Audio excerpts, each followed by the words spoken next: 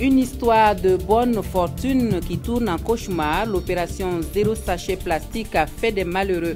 Associations féminines et autres collecteurs croulent sous leur tas de sachets empilés depuis 2 ans et appellent au secours. Et le bac 2016 menacé par une grève illimitée des enseignants du supérieur annoncée pour le 16 juin prochain.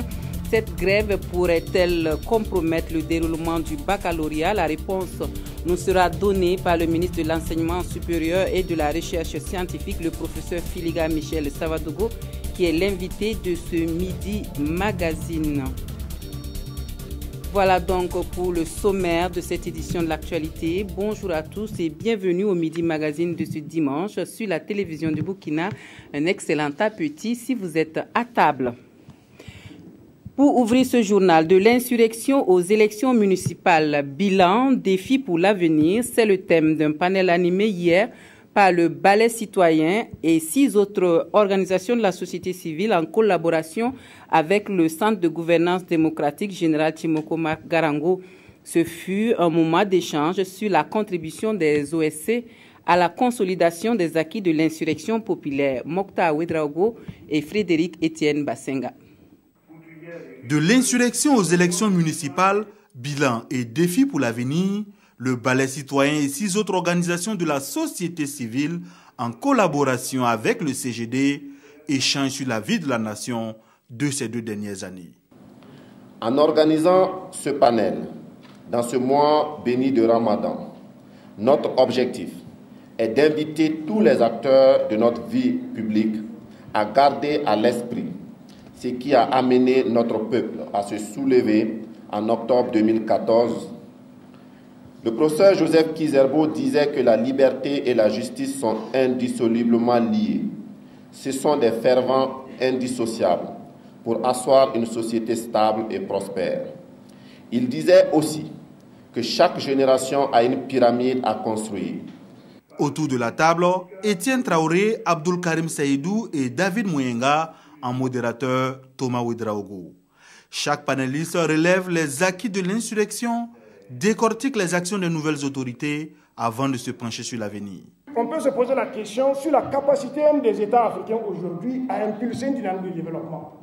Est-ce que l'État africain a la capacité de développement? Pour moi, ce n'est pas une question de MPP ou de CDP ou de l'UPC. C'est plus sérieux que ça. C'est une question qui est liée à notre positionnement international. Nos États aujourd'hui sont des États, carrément des États mendiants. Vous voyez, le premier réflexe d'un chef d'État, surtout africain, quand il est élu, c'est d'aller à Paris, aller rassurer les uns et les autres. Pour ces organisations de la société civile, les actes des nouvelles autorités ne sont pas rassurantes, notamment pour ce qui concerne la justice, la sécurité et la nouvelle constitution en perspective.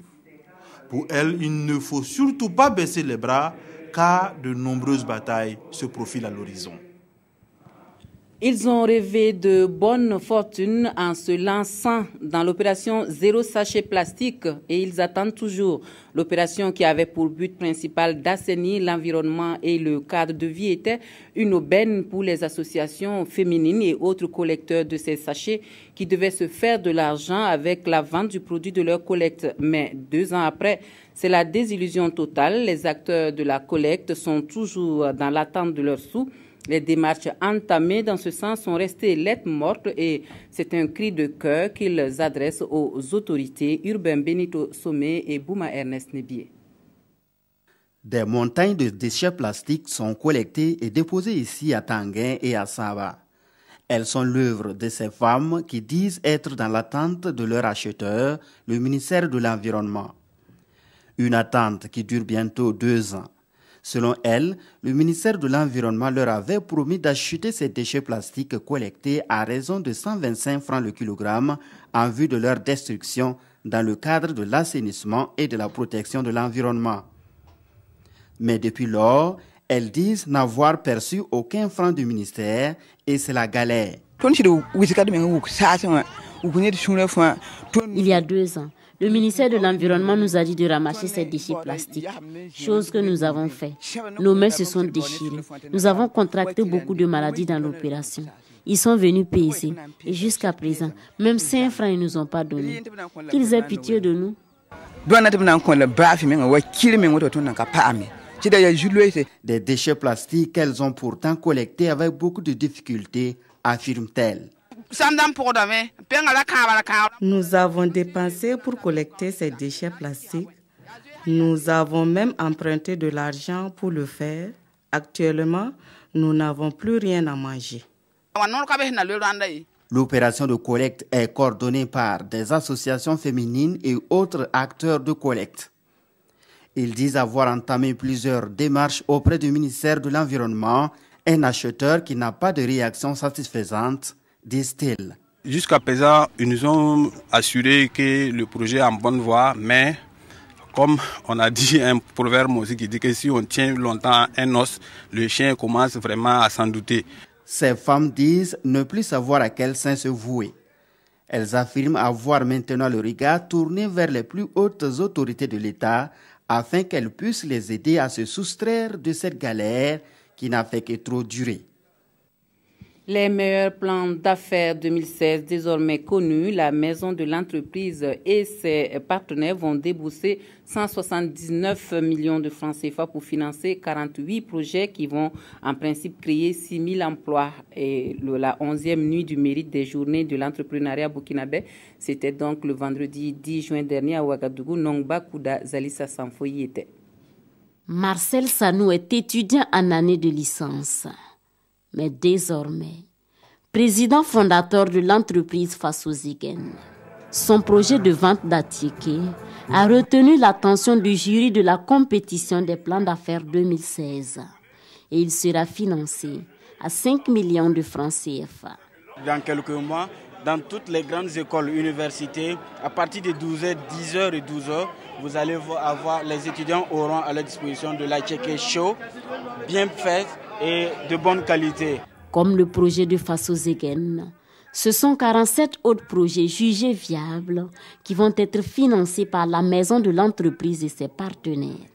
Le tout d'une valeur de 179 millions de francs CFA. Et au département en charge de ces questions, on salue l'esprit d'entrepreneuriat. Ça va permettre aussi de booster l'économie dans la mesure où c'est des créations d'entreprises qui sont donc en train de se faire comme ça et en même temps donc des recrutements de personnel et environ 6 000, ce qui est donc intéressant pour notre économie. Plus de 2000 projets ont été soumis aux différents jurys. Même si certains comportent des imperfections, d'autres méritent d'être financés. Et Stéphane Sanou d'appeler les détenteurs des capitaux à jeter un coup d'œil sur ces dossiers.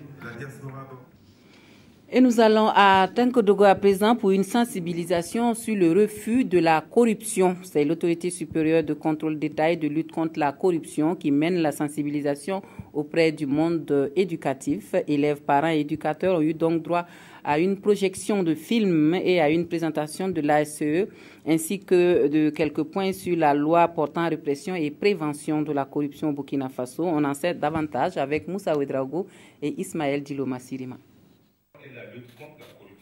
Tolérer la corruption, c'est ruiner l'avenir. Telle est l'une des convictions de l'autorité supérieure de contrôle d'État et de lutte contre la corruption, ASCE-LC. Les premiers responsables de l'institution estiment que la corruption affecte profondément les plus pauvres, mais n'épargne pas non plus les plus riches. D'où l'invite à cultiver le refus de la corruption.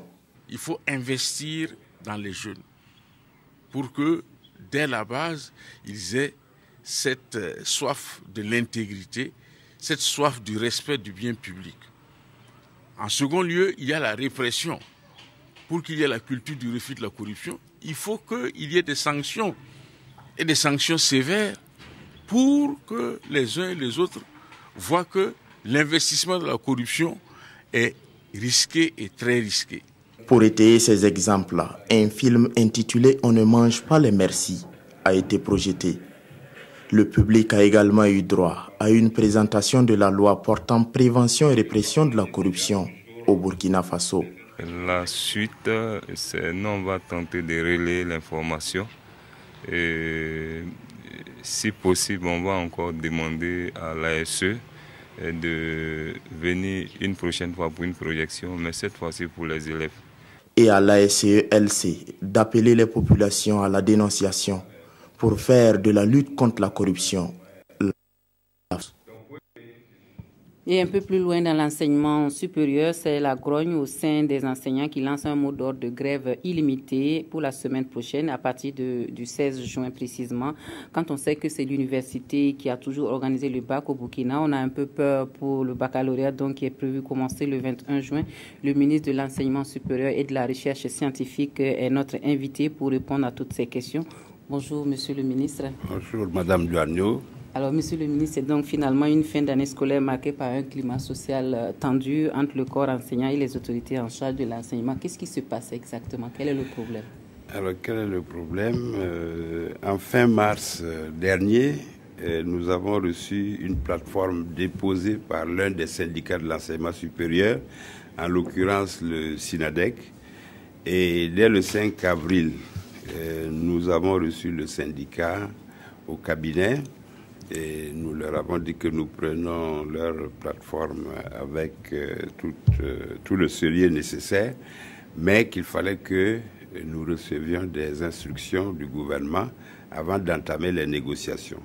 Par la suite, deux autres syndicats, la FSINTER et le SNES, ont également déposé des plateformes revendicatives. Et nous avons vu qu'il était plus rationnel de joindre ces trois plateformes-là pour mener avec les trois syndicats une négociation unique. Et c'est ainsi que le 16 mai, Son Excellence, Monsieur le Premier ministre, a reçu les trois syndicats et cette rencontre a donné l'occasion d'échanges nourris dans un climat empreint de respect et de convivialité. Et les syndicats étaient très nombreux, la partie gouvernementale également était en nombre respectable. Et cette rencontre a permis d'ébaucher une évaluation sommaire de l'incidence financière des revendications. À la fin de la réunion, on a mis en place deux commissions pour commencer les négociations. Une première commission qui devait et qui s'est effectivement occupé de la question de la grille salariale et indemnitaire. En fait, les indemnités, c'est l'indemnité de logement, l'indemnité d'astreinte, l'indemnité de technicité, ainsi que le baccalauréat. La deuxième commission a eu à s'occuper de la revalorisation des fonctions d'assistants et d'enseignants à temps plein, qu'on appelle couramment les ETP, et la revalorisation des fonctions académiques. Fonctions académiques entendues au sens large, dans la mesure où il s'agit de tous ceux qui interviennent sur le plan administratif, comme les responsables de laboratoire, les présidents et vice-présidents d'université, les directeurs et directeurs adjoints du FR. Et nous avons pu, dans les jours suivants, commencer les négociations dans un climat serein au sein des deux commissions. Et nous avons eu plusieurs rencontres, vraiment beaucoup de rencontres depuis le 16 mai. Et la dernière rencontre s'est tenue le vendredi 10 juin à partir de 9h. Ce que je peux faire comme remarque sur ces négociations, c'est donc que le gouvernement a pris au sérieux ces revendications émanant de partenaires de premier plan que sont les enseignants, et il a à plusieurs reprises relevé ses propositions de manière à obtenir l'accord avec les syndicats. Et on a aussi profité de l'occasion, parce que c'est une préoccupation, pour demander aux enseignants de contribuer à la bonne marche de nos universités et tout particulièrement à la résorption assez rapide des retards accumulés au sein de nos universités. Je dois signaler aussi que les syndicats ont fait quand même des efforts aussi pour, disons, rabaisser leurs prétentions. Et donc, on n'est pas très loin de se rencontrer, si on peut le dire comme ça. Alors, malgré toutes ces démarches et toutes ces négociations en cours, il y a le mot d'ordre de grève qui sera lancé à partir du 16 juin. Qu'est-ce que les grévistes revendiquent exactement? Alors, les grévistes, les syndicats, alors je signale d'abord que c'est l'un des 3 syndicats qui a lancé le mot d'ordre de grève, c'est le SYNADEC. Les 2 autres n'ont pas lancé de mot d'ordre de grève et l'on peut espérer donc que ces syndicats vont participer à l'organisation du baccalauréat. Et ce que donc je peux dire, c'est que l'insatisfaction de ce syndicat porte sur les différents points de la plateforme, et même si nous avons fait des efforts de part et d'autre, certainement que ce n'est pas arrivé, comme on dit, dans le langage courant.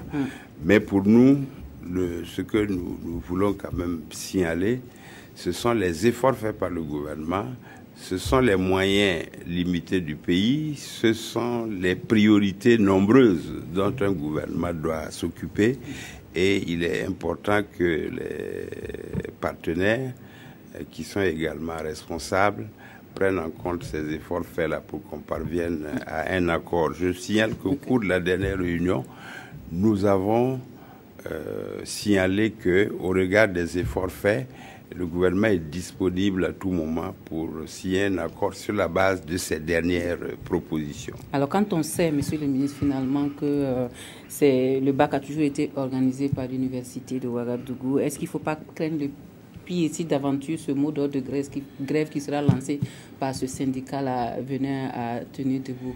Est-ce qu'il ne faut pas craindre le pire pour le bac? Voilà.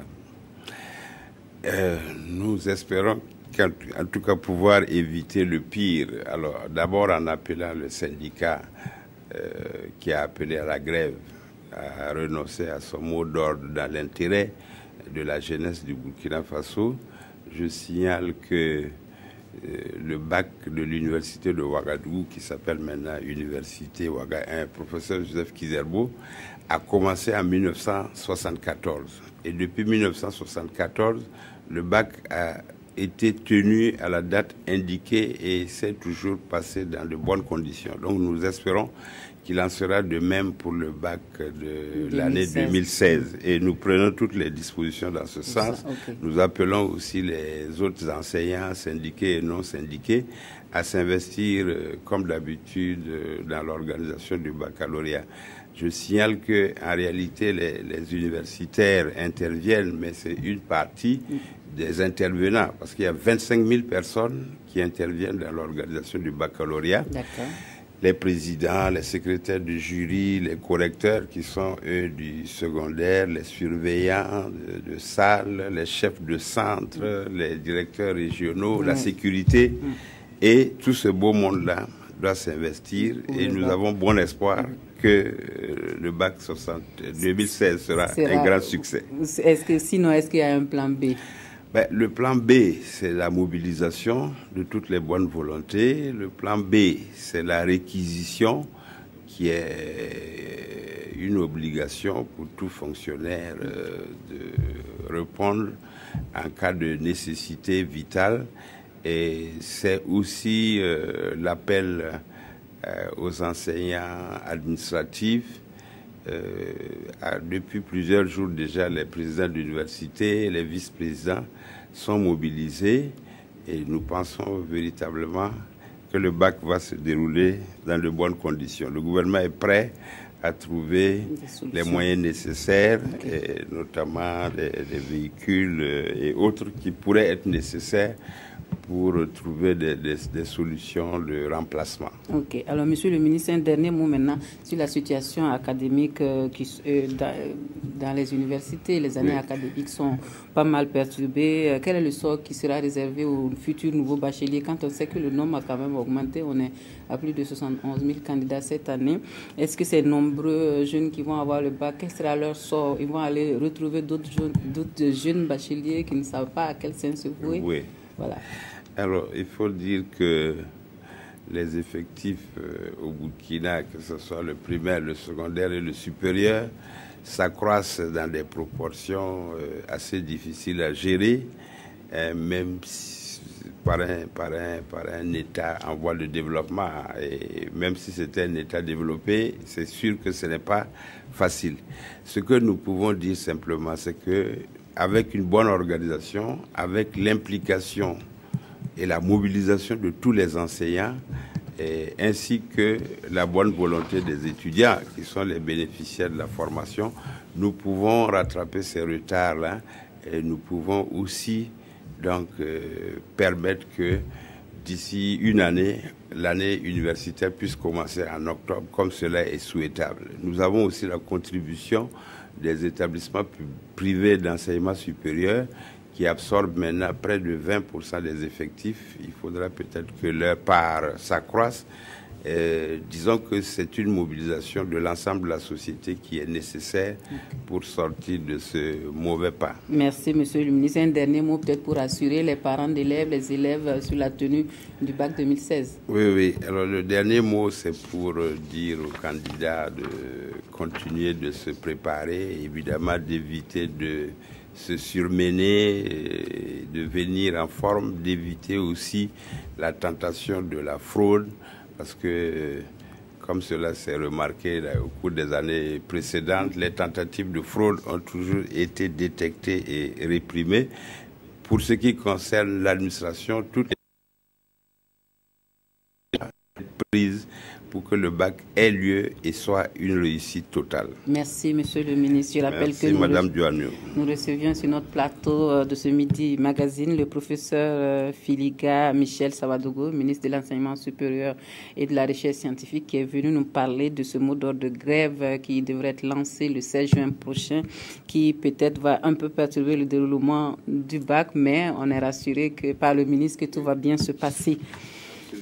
Alors, vous restez avec nous pour la suite de ce journal. La journée internationale de l'infirmière a été célébrée en différé au Burkina Faso ce 11 juin à Ouéguia sous l'appellation de la semaine de l'infirmière. Discours d'encouragement, mais aussi rappel pour le respect des valeurs qui définissent la profession de l'infirmière ont émaillé la cérémonie qui a servi de cadre pour cette commémoration. Irénée Kaboré Moussaki pour les précisions.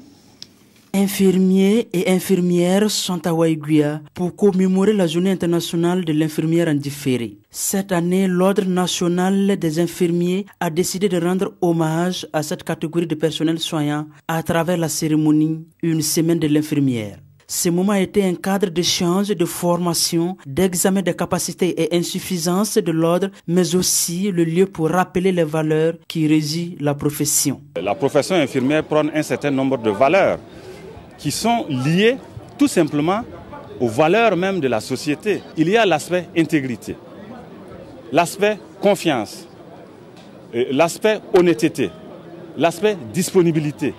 Ça, ce sont des valeurs de base et surtout l'aspect compétence. Selon les aspects de la santé, l'infirmier ou l'infirmière est la personne qui abat les 70% du travail dans les hôpitaux. Un travail qu'elle doit accomplir dans les règles de l'art pour opérer un changement positif chez les patients, d'où le thème de cette journée, les infirmières, une force pour le changement, pour des systèmes de santé plus résilients. Les infirmiers et infirmières constituent une force qui peut entraîner une révolution de notre système sanitaire. C'est ce à quoi notre gouvernement travaille en essayant de mettre l'accent sur la formation des personnels de santé. La journée internationale de l'infirmière est célébrée chaque 12 mai en mémoire des actes nobles accomplis par une infirmière britannique du nom de Florence Nightingale, pionnière des soins infirmiers modernes.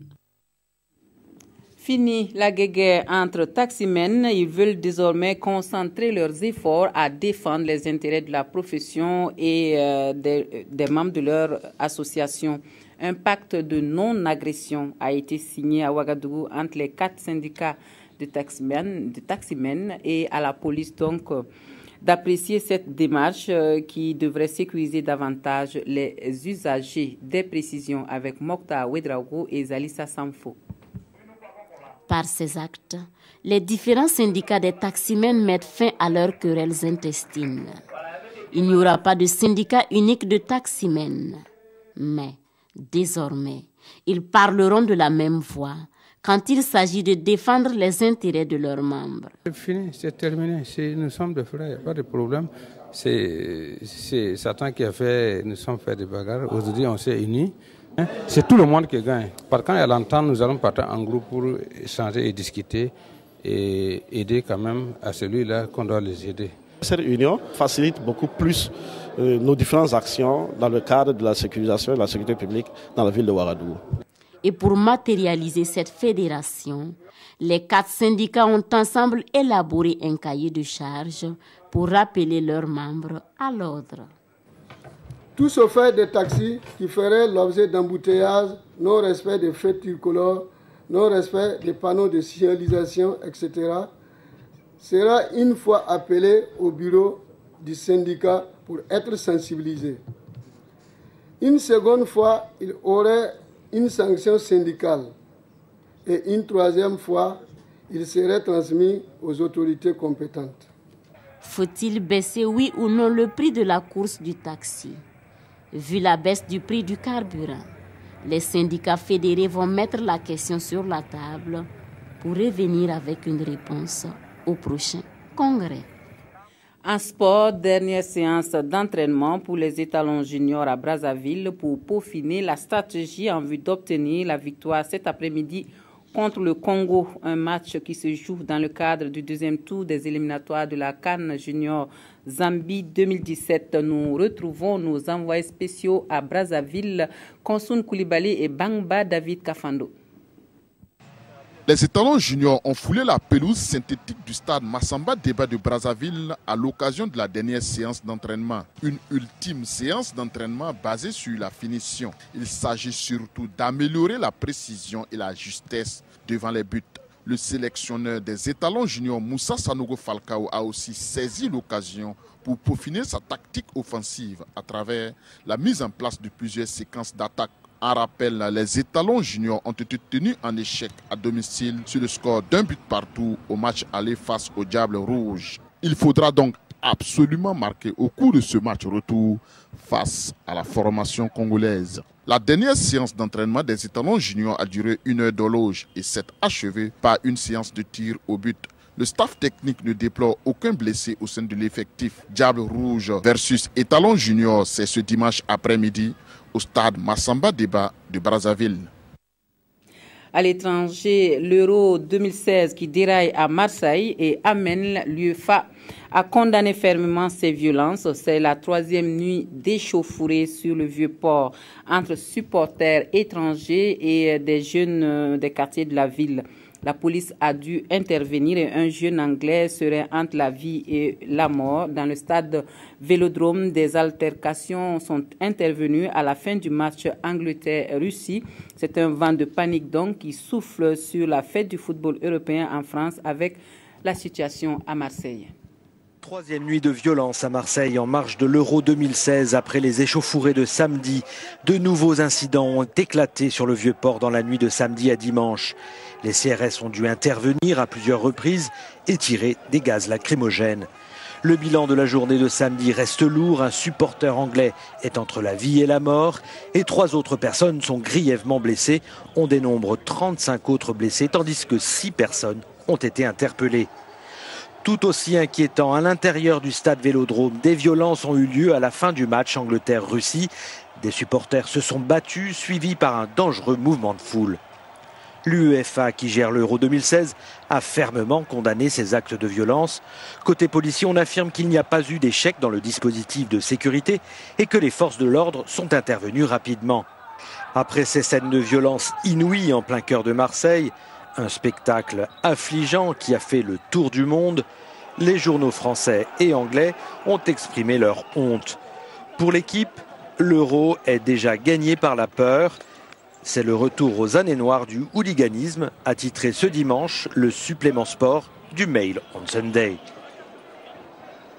Voilà, retour au Burkina Faso pour refermer ce journal par une note triste. La sœur Marie-Pierre, directrice et fondatrice du collège Sainte-Thérèse de Banfora, décédée le 22 mai dernier à Guinée, repose désormais en paix au cimetière Abel Sano de Bobo-Dioulasso. Amis fidèles et connaissances sont venus de la France et de la Guinée pour lui rendre un dernier hommage. Kadou Menki.